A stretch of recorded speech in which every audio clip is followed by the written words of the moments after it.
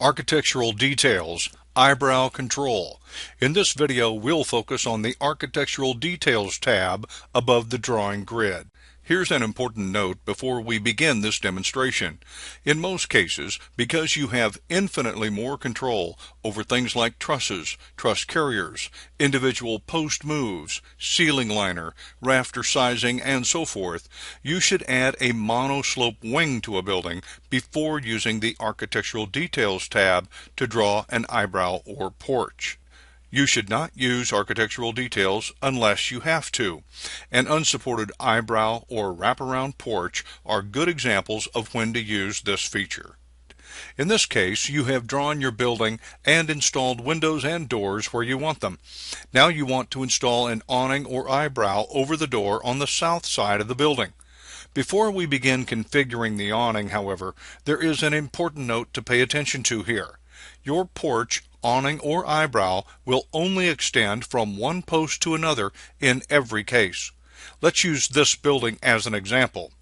We have a door placed on the south wall, and we want an awning placed over that door from the corner post to a position that is 3 feet to the right of the line post to which the door has been framed. In this case, even if you draw the line representing the width of the awning from the corner post to that position, the awning will automatically extend only to the post to which the door is framed. In other words, the awning cannot be made to extend to the desired position. The solution is to click the Windows, Doors, and Posts tab above the drawing grid and temporarily place another door or framed opening to the right of that post so that its right side post is positioned precisely where you want the awning to end. In this case, you would not click the Frame Using Nearest Post checkbox. Now, click the Architectural Details tab. Position your mouse about 1/8 of an inch outside of the perimeter wall and adjacent to the corner post where you want the awning to begin. Note that when creating an eyebrow, you must always draw in a counterclockwise direction relative to the perimeter of the building, unless you are cutting a corner for a wraparound, as I'll explain in a moment. Draw the awning from the corner post to the post where you want the awning to end. When you release the mouse, the eyebrow control window will automatically appear. This is where you provide the details pertaining to the eyebrow you have just drawn. Span is the distance the awning will extend from the building. If you select a span of less than 5 feet, no post will be specified to provide support for the eyebrow. Note, however, that this can be changed to meet any other specific requirement. If you want to change the 5-foot limitation, go to the BizPorch directory on your computer and click on the icontrol.ini file. That's EYECTL.ini. It will open in Notepad. The first line in this file controls the span post limitation. If you want to specify a different limitation, just change it there and save the file.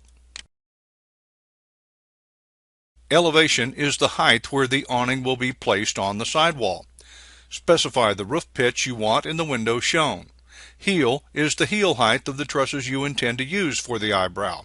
Or, if you intend to use rafters rather than trusses, it is the same measurement on the end of the rafter. Roof style will obviously be a mono-slope roof, so that is the only option shown in the drop-down window menu. You can choose to use pre-manufactured trusses or use rafters by clicking the box shown.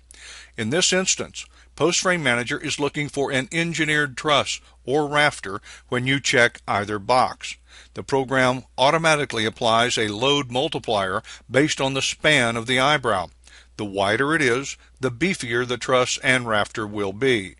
Note, however, that this truss and/or rafter information must be in your truss file in order for PostFrame Manager to pull the correct material. If you want siding on either end of the awning, click the Add Siding checkbox. You can also choose a post spacing that meets your needs. The 3 checked boxes beneath post spacing allow you to control some other important aspects of installing an awning or eyebrow.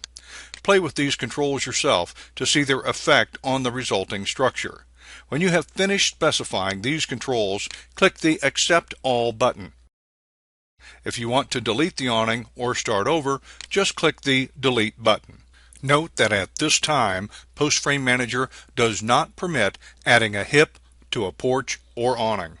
Remember that you can always revisit these controls by placing your cursor within the box indicated for the awning and right-click your mouse to bring up the eyebrow control once again.